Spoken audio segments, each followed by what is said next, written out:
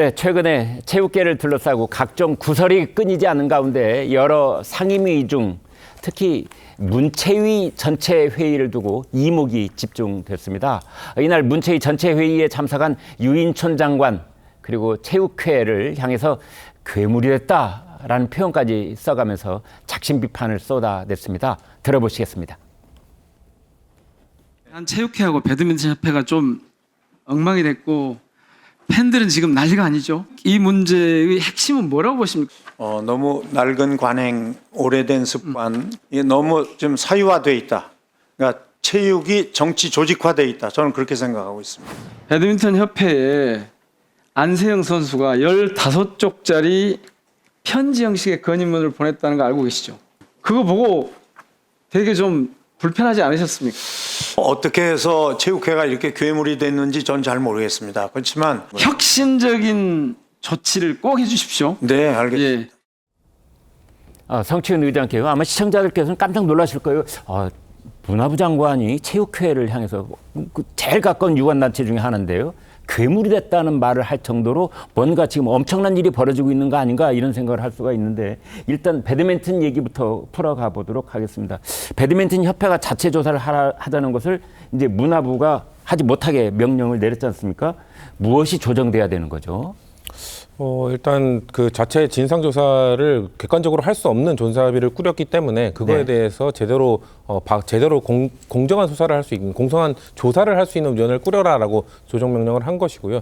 저는 이번 문체부가 이거에 대해서 명확히 봐야 되는 부분 중에 하나가 지금 어떻게 보면 안세영 선수가 지금 쏘아올린 작은 공인데 안세영 선수에 집중하면 안 되고 그 작은 공에 집중해야 된다고 생각합니다. 그게 뭔 말이냐면은 안세영 선수기 때문에 이런 것들을 풀어줘야 된다가 아니라 안세영 선수가 아니더라도 그 이후에 어떤 선수가 들어오더라도 이런 부당한 대우를 받지 않도록 제도적으로 개선을 해줘야 된다는 거죠.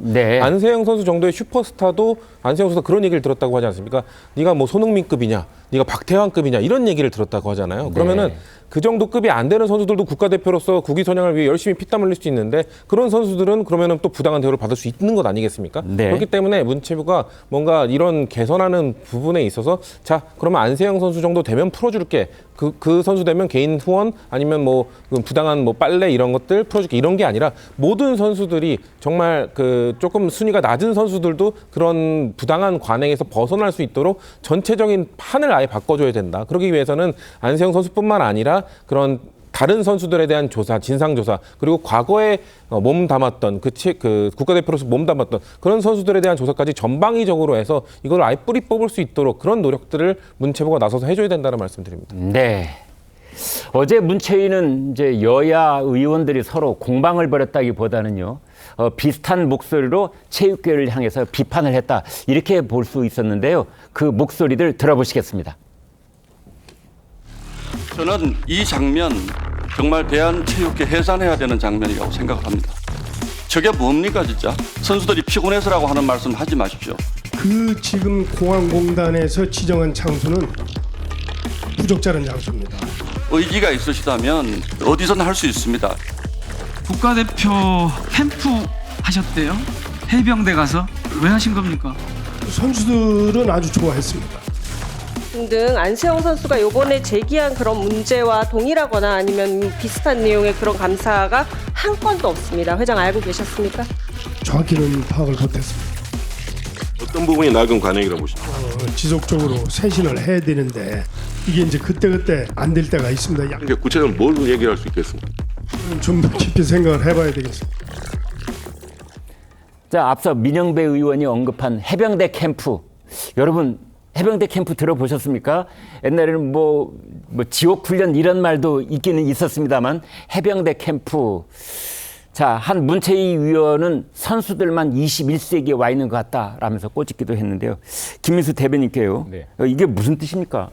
지금 해병대 캠프 지금 23년 12월에 14개 종목 선수 약 400명을 해병대 캠프에 2박 3일인가 이렇게 보냈다는 거예요. 경기도 포항에 있는 거기요. 해병대 일사단. 네, 그렇습니다. 근데 이제 해병대 캠프에 보냈다라는 건데 거기에서 뭐 진짜로 해병대 훈련하듯이 제가 봤었을 때는 무슨 나무통으로 옮긴다든가 이런 고강도의 체력 훈련을 한 것은 아니고 군복을 입고는 있네요. 그리고 이제 뭐 정신훈련이라든가 이런 어떤 프로그램 차원에서 이렇게 진행을 한 것으로 보이는데요.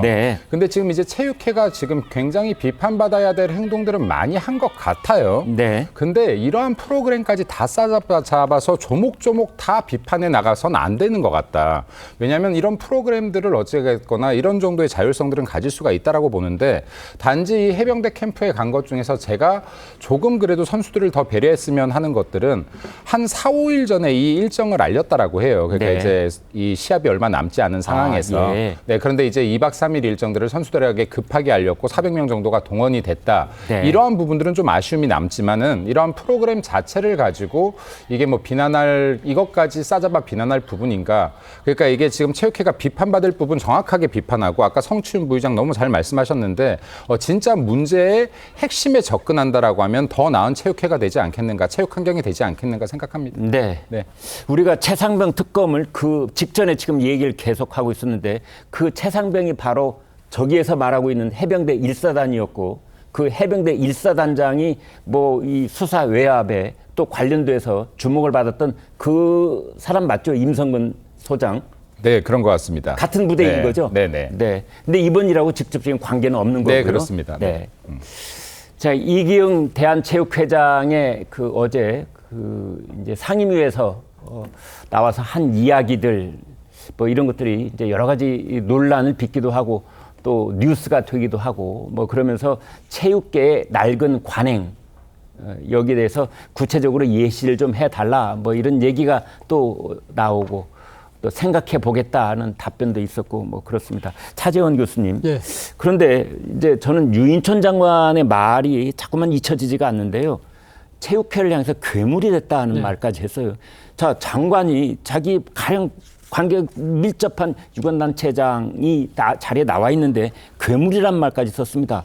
사실 건의주의 시대 때는 그러니까 지금 체육회를 감시 감독하는 그 기관이 문체부의 한 말 한마디에 네. 체육회가 모든 걸 다 따라할 수밖에 없던 그런 상황이었잖아요. 네. 소위 말하는 민주화가 되고 난 뒤에 체육회도 나름대로 민주화됐다. 네. 자율적으로 회장단을 뽑고 그런 부분들이 있습니다만 그럼에도 여전히 정부 예산이 투입되는 상황이기 때문에 네. 이 지금 관리 감독 관청인 문체부의 여러 가지 지시나 이런 부분들을 무시할 수는 없는 것이죠. 네. 그럼에도 불구하고 사실 체육회는 정부 예산을 쓰면서 이 관리감독기관의 일종의 지시를 간섭으로 네. 나름대로 또 이런 여러 가지를 개입으로 생각을 하는 것 같아요. 그렇기 때문에 이 지금 민주화가 아니라 나름대로의 자신의 그 운영 자체가 일종의 그러니까 지금 회장의 일종의 이 협회를 사유화시키는 네. 그러한 문제로 이어지고 있다는 거죠. 대표적으로 지금 이기용 체육회장 같은 경우 지금 3년 이내 도전하고 있거든요. 네. 이러한 부분들이 만약에 이제 이루어질 경우에는 체육회는 말 그대로 이기용 체육회장의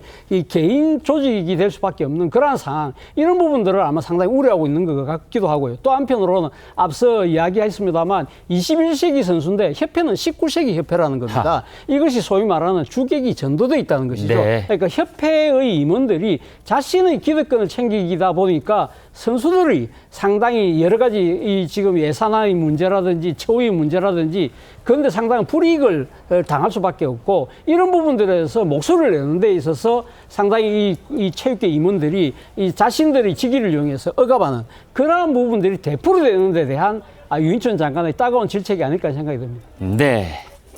자, 이렇게 문체위 여야 의원들이 모두 체육계를 입을 모아서 비판하고 있는 가운데 이른바 올림픽 참관단에 대한 지적이 나왔습니다. 무슨 내용인지 한번 들어보겠습니다. 선수들에게 도움이 되는, 지원이 되는, 또 체육 발전에 도움이 되는 그런 사람들로 구성이 돼서 일정들이 짜여져야 되는데 전혀 체육과 관계없는 종교 인사들, 또 무슨 병원 행정원장 이런 분들이 대거 포함됐다는 거죠. 수협 같은 경우는 올림픽이라든지 국제대회가 있으면은 몇 달 전부터 장어를 1년에 매달 300kg씩 줍니다. 선수들 특식으로. 그리고 병원 같은 경우는 밖에 나가서 치료를 해야 될 경우가 있습니다.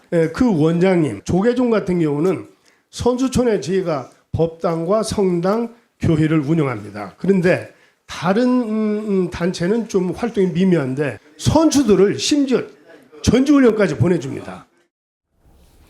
네, 안성원 기자. 네. 방금 영상에서 그 체육회장의 답변을 들어보니까 네. 올림픽 참관단이 그 이전에 뭔가 체육회에 좀 도움을 준 분들에게 뭐 보훈 차원에서 이렇게 함께 가줬다 뭐 이런 뉘앙스로 들리는데 그렇습니까? 예, 이 논란이 됐던 올림픽 참관단, 대한체육회가 운영한 파리올림픽 참관단으로 네. 드러났는데요. 이 명단에는 지방체육회 임원이 아니라 비체육회 인사가 오히려 다수 포함되어 있었습니다. 네. 이 하나씩 보면 이기흥 회장도 설명했는데 이 수산물 협동조합장, 그리고 민간병원의 행정원장, 또 세계한인연합회 총연합회 이사, 조계종 전국신도회 사무총장 같은 이 올림픽과는 좀 무관해 보이는 비체육계 인사들인데요. 이 참관단은 항공료 빼고는 체류비 일체를 지원받습니다. 네. 그래서 대한체육회가 이번 파리 참관단에만 6억 넘게 사용한 것으로 파악이 됐는데요. 네. 현재 이 해당 참관단 선정에는 별도의 기준이나 선발 이런 좀 기준 같은 게 없습니다. 선발 네. 조직도 없고 그렇다 보니까 체육회 각 부서에서 명단을 올려서 이기흥 대한체육회장이 최종 결재하는 방식이어서 계속 논란이 될 것으로 보입니다. 그렇군요.